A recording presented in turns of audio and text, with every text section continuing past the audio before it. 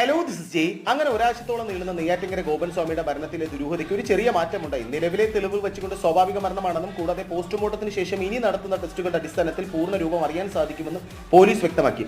പക്ഷേ എനിക്കിതിൽ പറയാനുള്ളത്, ഇന്ന് മനുഷ്യൻ അന്ധവിശ്വാസങ്ങളെയും അനാചാരങ്ങളെയും ഒരു ബിസിനസ് ആക്കി മാറ്റിക്കൊണ്ടിരിക്കുന്നു. അതുകൊണ്ടാണല്ലോ മനുഷ്യ ദൈവങ്ങളായിട്ടുള്ള പാസ്റ്റർ ടിനു ജോർജിനെ പോലെയും ജിന്നുമ്മയെ പോലെയും ഇപ്പോൾ ഒരു നെയ്യാറ്റിങ്കര ഗോപൻ സ്വാമി ഉടലെടുത്തിരിക്കുന്നത്. ഇനി ഗോപൻ സ്വാമിയുടെ ക്ഷേത്രത്തിലേക്ക് അനുഗ്രഹം വാങ്ങാനും പ്രാർത്ഥിക്കുവാനുമായി ഒരു കൂട്ടം ആളുകൾ ഇറങ്ങിത്തിരിക്കും.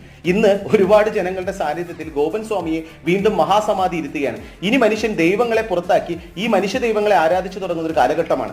അല്ല, തിരുവനന്തപുരം നെയ്യാറ്റിങ്കര മാത്രം അറിയപ്പെടേണ്ട ഗോപൻ സ്വാമിയുടെ സമാധി 10 ലക്ഷം രൂപ മുടക്കി പരസ്യം ചെയ്താൽ കിട്ടാത്ത പബ്ലിസിറ്റിയാണ് സോഷ്യൽ മീഡിയയും മാധ്യമങ്ങളും നാട്ടുകാരും ചേർന്ന് ഫ്രീ ആയി ലോകം മുഴുവൻ അറിയിച്ചു കൊടുത്തത്.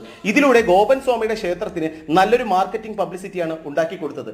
അങ്ങനെ ഗോപൻ സ്വാമിയുടെ കുടുംബത്തിന് ഒരു പുതിയ ബിസിനസ് അവസരം തുറന്നു കിട്ടി. എന്റെ വീഡിയോസ് നിങ്ങൾക്ക് ഇഷ്ടമാകുന്നുണ്ടെങ്കിൽ ചാനൽ സബ്സ്ക്രൈബ് ചെയ്യുക, വീഡിയോ ലൈക്ക്